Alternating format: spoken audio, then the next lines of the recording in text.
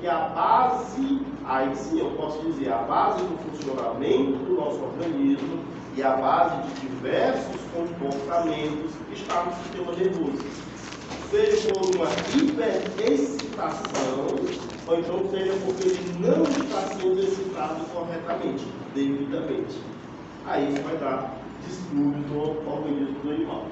Para que aconteça esse estímulo no sistema nervoso, é necessário que haja uma transmissão de informação.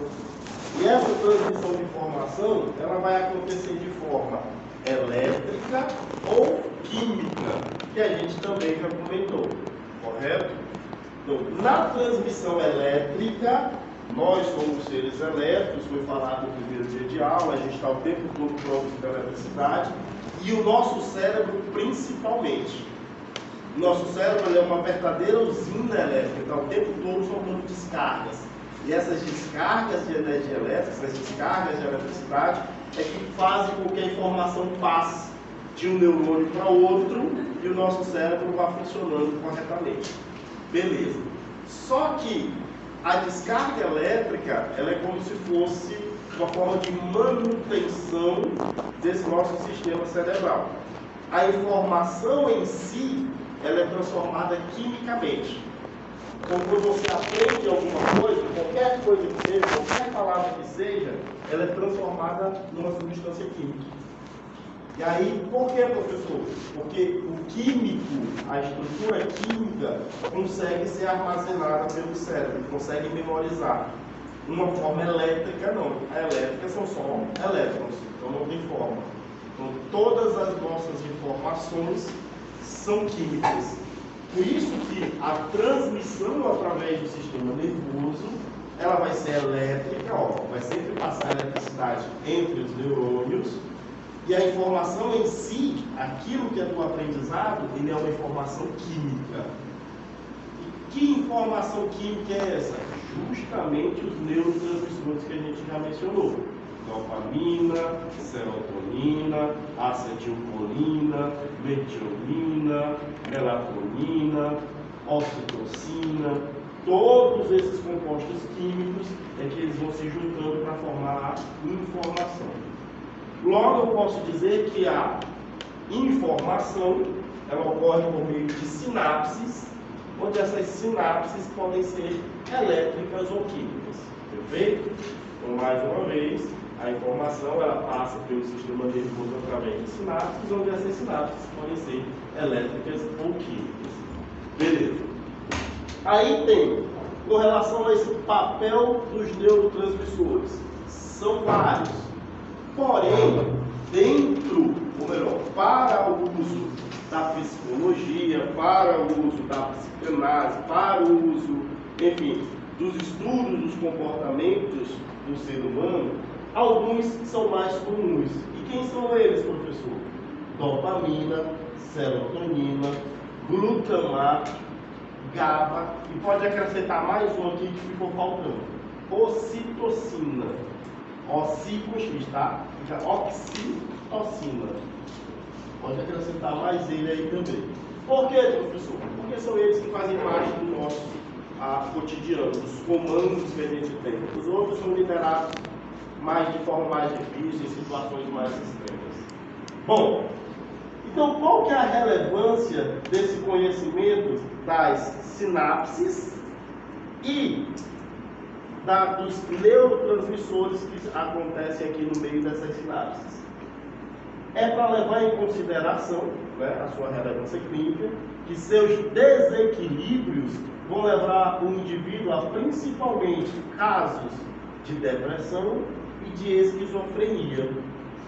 Mas vamos pontuar aqui, ou melhor, vamos abrir um parênteses aqui, gigantesco. Nenhuma dessas doenças ela é exclusivamente biológica, tá? Nem a depressão e nem a esquizofrenia. Nenhuma delas é exclusivamente bioquímica. Então quer dizer que se eu não tenho dopamina, eu sou depressivo? Quer dizer que se eu não tenho serotonina, eu sou esquizofrênico? Não, calma. Não é isso que a gente está dizendo. A gente está dizendo que o gatilho químico, tá? O gatilho químico é esse. Então, uma vez que você esteja com distúrbio nesses neurotransmissores, tá? Nesses neurotransmissores químicos, você tem mais facilidade, você fica propenso a desenvolver uma dessas duas situações. Bom, a vantagem do conhecimento, agora eu posso dar uma letra aqui. A vantagem do conhecimento, tá? De como que se forma esses desequilíbrios, como a depressão e a esquizofrenia, no sentido bioquímico, é que eu consigo fazer o quê? A modulação. Como é que eu vou modular? Como é que eu vou controlar? Como é que eu vou prever? Como é que eu vou fazer tratamento? Através de fármacos que a gente chama de drogas psicoativas. Vocês devem ver o funcionamento delas lá na disciplina de psicofarmacologia. Perfeito? E o que essas drogas psicoativas fazem em relação a esses neurotransmissores, professor? Elas vão controlar. Controlar de que forma? Liberando ou cessando a sua transmissão. A gente vai já ver os slides seguintes, que boa parte dos problemas que a gente tem é pelo excesso desses neurotransmissores. O caso clássico é o desenvolvimento de algumas esquizofrenias.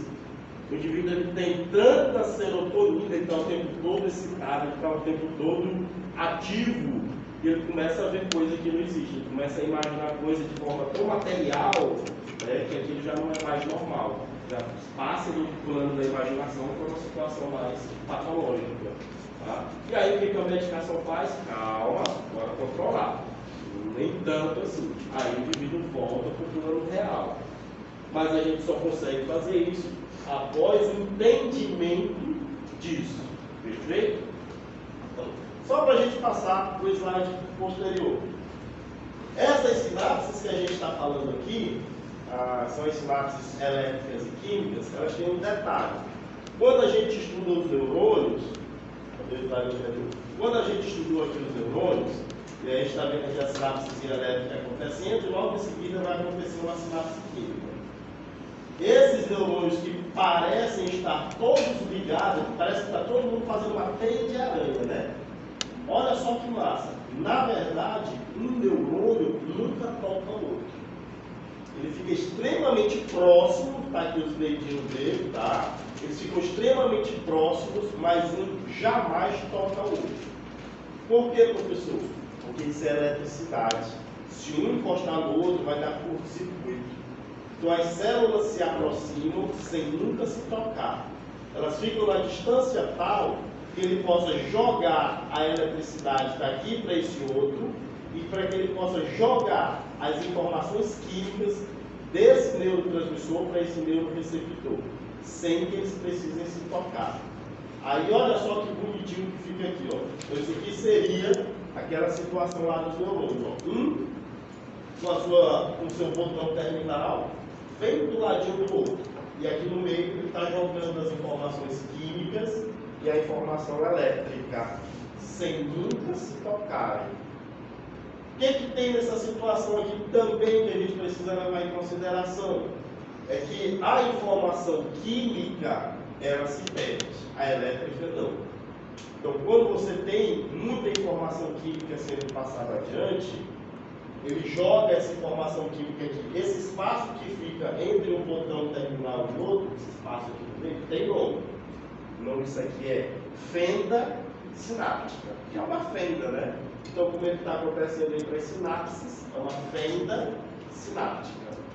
Ele joga a informação daqui para cá, a informação é o neurotransmissor que a gente está falando. Mas quem que recebe ela aqui do outro lado? Os buraquinhos. Esses buraquinhos são os neuroreceptores. Então, se tem o transmissor, tem o receptor. Os neurotransmissores, neuroreceptores. Beleza. E depois que ela recebe essa informação em forma química, professor, ele vai passar ela adiante, vai sair lá para o outro neurônio. Vai passar lá para o outro neurônio. Olha só o que acontece. Se eu pego a minha colega, qual é o nome, amiga? Clara. E eu conto uma fofoca para ela e peço para ela passar essa fofoca aqui adiante, com certeza já vai chegar modificada aqui dela. Do mesmo jeito são nossas informações químicas. Por mais que a gente tente, por mais que a gente pense, sempre vai tendo modificações na nossa lembrança, sempre vai tendo modificações na nossa informação. Porque tudo é química, tudo se perde. Quando isso aqui joga 100 moléculas, é bem mais do que isso, tá?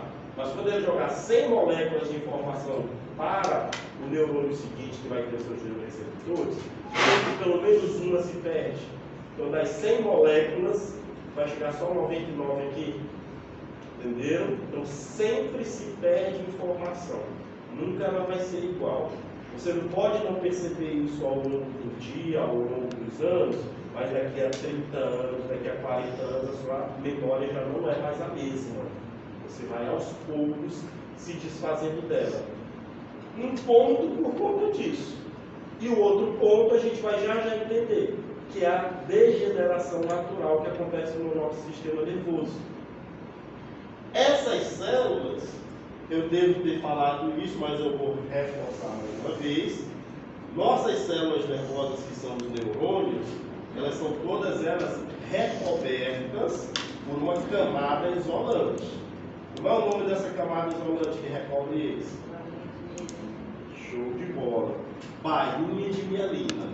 Correto? Então toda ela é recoberta pela bainha de mielina. E aí o que eu falei com relação a essa bainha de mielina? Para que ela serve? Para fazer o isolamento dos neurônios. Ele não é elétrico. Se não tiver um isolamento para essa eletricidade, vai dar curto-circuito no cérebro. Imagine a quantidade de neurônios que tem no nosso cérebro. Tá? Todos produzindo eletricidade, um encostando no outro. É igual pegar essa fiação aqui do Tata Show e descascar ela e deixar tudo entrar em curta, e misturar a fiação todinha. Vai só dar um vapor. A mesma coisa ia acontecer na nossa cabeça. Se não fosse a bainha de mielina, ia dar um vapor. A gente ia queimar o circuito da cabeça. Então, a construção foi sábia. Ela fez a eletricidade motriz, mas ela fez esse isolante térmico em volta de cada neurônio. E aí, o que acontece ao longo da nossa vida? Infelizmente, como essa camada protetora é lipídica, é gordurinha, ela tende a se degenerar, ela tende a se perder. Então, tende a dar uns curtozinhos na cabeça da gente mesmo. Isso é normal. Uns mais do que outros. E algumas doenças, como o Alzheimer, como o Parkinson, eles são doenças neurodegenerativas. Então, eles fazem a destruição do sistema nervoso, provocando muitos circuitos. Cada área do cérebro que é destruído a bainha de mielina, cada área do cérebro que eu tenho destruída a bainha de mielina, deixa a informação, perde a informação. Então, conforme a gente vai destruindo, vai desmielizando, a gente vai perdendo a memória que estava guardada naquele setor. E aí tende a destruir, geralmente, a memória mais recente, né, do indivíduo. E aí vai guardando aquela que já estava mais impregnada, que já tem um monte de recortes dela na cabeça, você ainda não tem. Aí a pessoa fica com 80 anos, lembrando de quando ela saiu com 15 anos, lembrando da festinha que ela participou no colegial, né? Então a memória recente, não é a recente antiga, ele perde todinha. Ou melhor, nem fixa. Não tem uma bainha de mielina para isso. Tá? Então, beleza. Voltando para cá. Então, esses neurotransmissores químicos que a gente está falando, olha só como é importante você conhecer a modulação dele. Isso aqui, nessa nossa primeira imagem, é a ilustração de uma neurotransmissão com a serotonina, tá? Com serotonina. Então você tem, ó, cerca de 2, 3 moléculas de serotonina passando aqui de um neurônio para o outro na cabeça de todo mundo, pelo menos a maioria de quem está aqui na sala. Por que da maioria, professor? Porque eu não tenho como identificar, mas pode ser que um ou outro aqui na sala esteja desse jeito, liberando o dobro de serotonina entre suas fibras nervosas. E o que quer dizer liberar o dobro ou o triplo de serotonina, professor? Não seria bom, uma vez que a serotonina é o neurotransmissor do bem-estar, é o neurotransmissor do prazer, é o neurotransmissor da felicidade? Não, infelizmente não é bom. Como é que a gente categoriza uma pessoa que é extremamente feliz, não para de sorrir? Tem um exemplo clássico disso nas regras que vai estabelecer. Tem o Coringa, né? Então, exatamente era uma dessas situações. Uma pessoa que tem exagero de neurotransmissor, no caso da serotonina, ele tende a desenvolver quadros de esquizofrenia. Já ficar eufórico, ficar leve, só que ele acaba perdendo a noção do limite.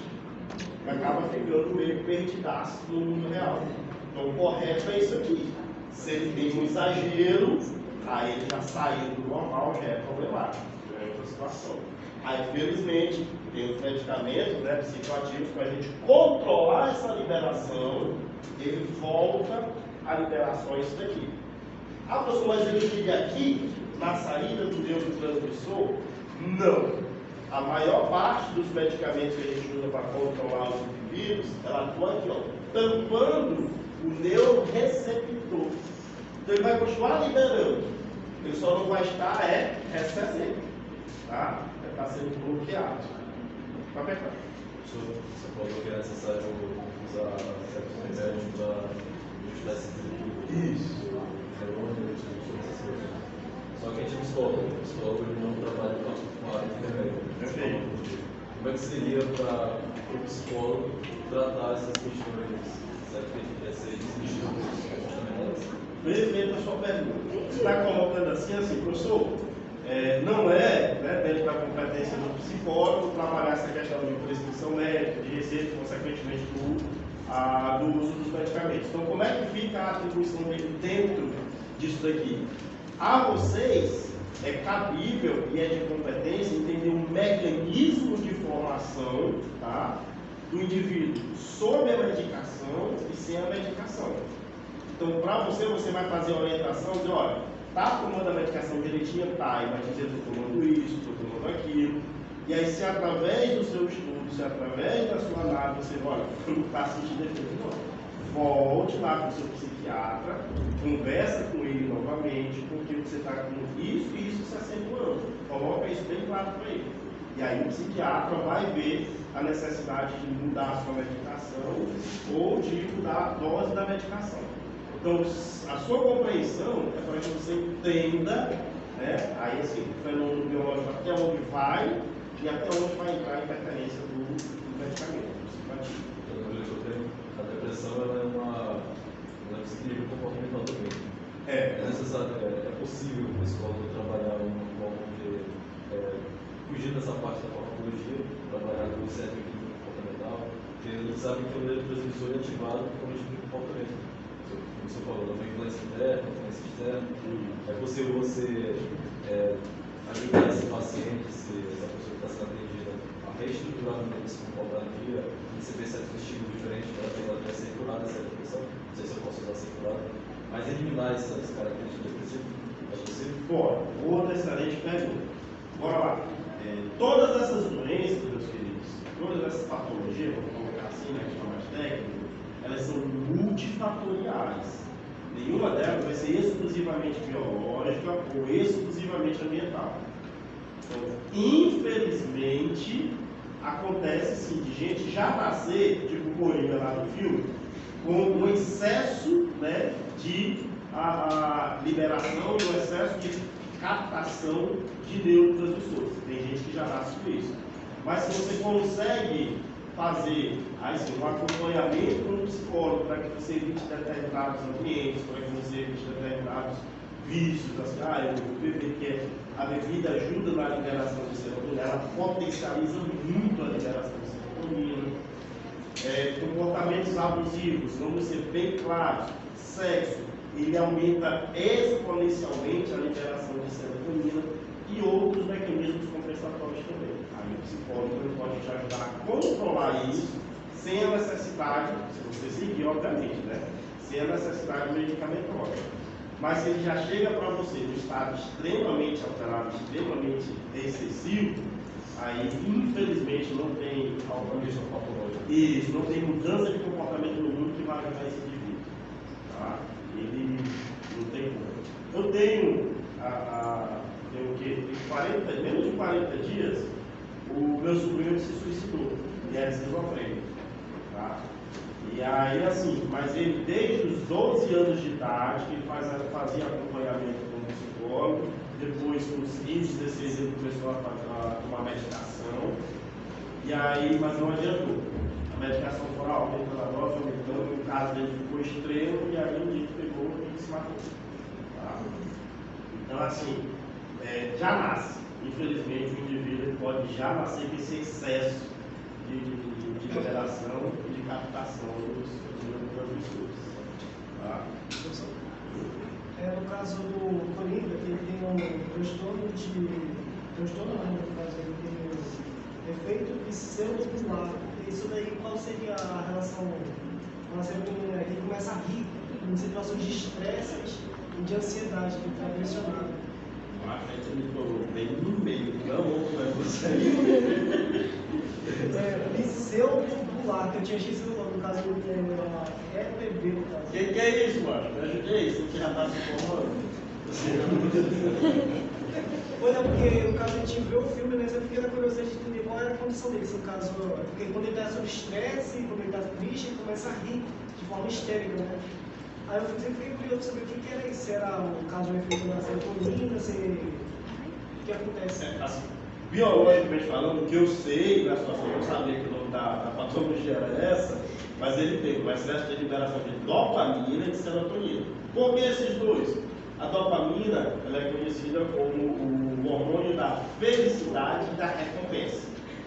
Toda vez que tu faz uma coisa boa, que o organismo interpreta como boa, ele libera dopamina. Tá? O exemplo clássico da liberação de dopamina, quando a gente faz um treinamento de cão, é o seguinte: tu quer que ele deite, aí tu fica com um biscoitozinho, né? Aí deita. Aí na hora que ela obedece o comportamento de deitar, tu dá o biscoito para ele. Aí ele libera a dopamina. Aí tu deita, aí ele sabe que quando ele deitar, ele vai sentir aquela mesma sensação, que é a liberação da dopamina. E aí então ele vai se viciando naquilo dali.